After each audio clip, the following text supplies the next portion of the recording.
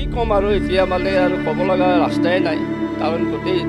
এইখিনি বস্তুটো এক মাহ চাফা কৰিলেও শেষ নহ'ব আৰু মানে বহুত এতিয়া ঠাণ্ডাৰ দিন কাপোৰ কানি চব ভিজি গৈছে এতিয়া মানুহে জীয়াই থকাটোৱে দিগদাৰ হৈ গৈছে খোৱা কাপোৰ কথা দূৰৰ কথা খাবতো বাহিৰতো পাৰিব কিন্তু ৰাতি থাকিবলৈ হ'লে মানুহৰ এটা হেৰি লাগে এতিয়া গৰম দিন হ'লে বেলেগ কথা এতিয়া লাইন চাইন নাই একো নাই এতিয়া চৰকাৰক এটা ৰিকুৱেষ্ট কৰিছোঁ যাতে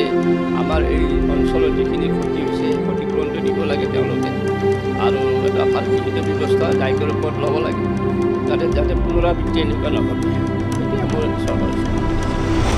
তেওঁলোকৰ যিসমূহ এতিয়া ইয়াত খাম খেলি আছে এইসমূহ এটা তদন্ত হ'ব লাগে নিশ্চয় তদন্ত হ'ব লাগে কাৰণ কিয় বাৰে বাৰে আজি এবছৰৰ আগতে জয়পুৰত হৈ গ'ল আকৌ এবছৰৰ পিছত ইয়াতে হ'ল আৰু নেক্সট 6 মাহৰ পিছত হয়তো বেলেগতো হ'ব পাৰে কাৰণ দায়িকাৰ পানীটো এইটো চিটিৰ মাজে মাজে গৈছে এতিয়া কোন মুহূৰ্তত কি হয় কোনো ক'ব নোৱাৰে এইটো এটা ডাঙৰ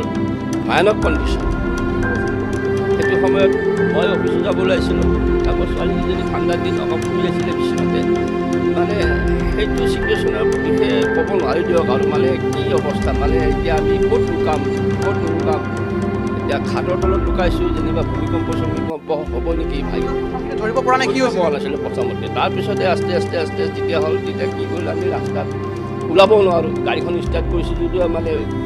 যদি গোটেই খহিয়ে যায় নদীত গোটেই উঠি যাম সেনেকুৱা এটা পৰ্যায় লাষ্টত ওচৰৰ বিল্ডিং এটা আছিল ৱাল পাৰ হৈ গ'ল তাৰ পৰা পৰ্যবেক্ষণ কৰোঁতে গম পালোঁ যে এইটো পাইপ ফাটিছে